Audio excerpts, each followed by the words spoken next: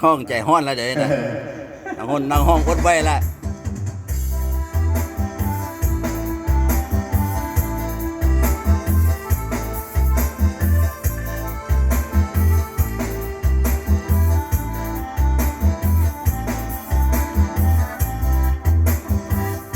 เป็นวา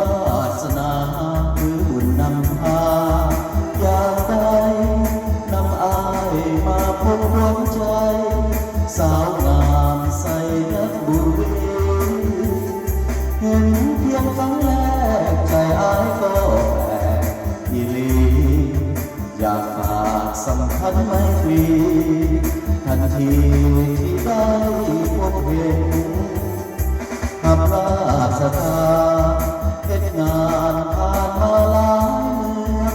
บ่เห็นให้งามกระเดือนเหมือนกับสาวสยามงามเด่นตาคมคมดำผิวขาวเพชรจะควันเพ็ญสุขใจที่ได้มาเห็นเมื่อเย็นน้ำใจแสนดีใส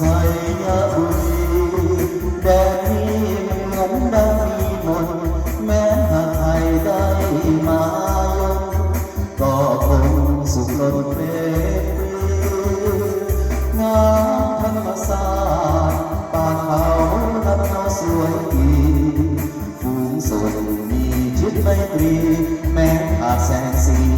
ก็ยังสุขใจอายหักเจ้าแล้วโอ้น้องแก้วตาขอจงอย่าทรมานคนผ่านบ้านมาไกลจะทุกข์หรือสุขจะบุญสู้มันเรื่อยไปขอเพียงแต่อายนี้ได้เป็นเคยสยามบุรี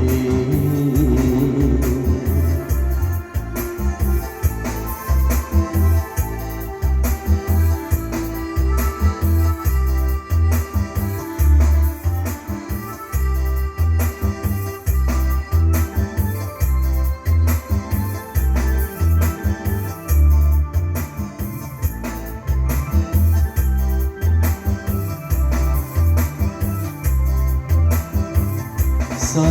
ยามบุรีแดนนี้เหมือนดังมีมนต์แม้หากใครได้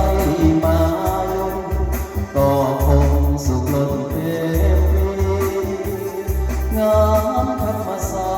สตร์ป่าเขาลำนาสวยดีฝูงชนมีจิตไมตรีแม้ขาดแสงสีก็ยังสุขใจอายหักเจ้าแล้วโอ้น้องแก้วตาหวานขอจงอย่าทรมานคนผ่าบ้านมาไกลจะทุกข์หรือสุขจะบุกสู้มันเรื่อยไปขอเพียงแต่อาย